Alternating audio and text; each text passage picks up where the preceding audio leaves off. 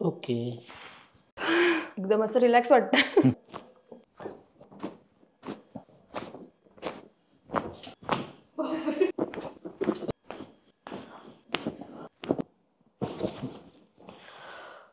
मोठा श्वास घ्या. बापरे, छान वाटतं. खरंच छान वाटतं. एकदम असं मोकळं मोकळं फील वाटतं. स्पाझम होतं सगळं निघालं T1. बस. ओके. बापरे. ओके ना? खरंच एकदम हलका हलका फील होतं. एकदम लाईट वाटत असेल. हा,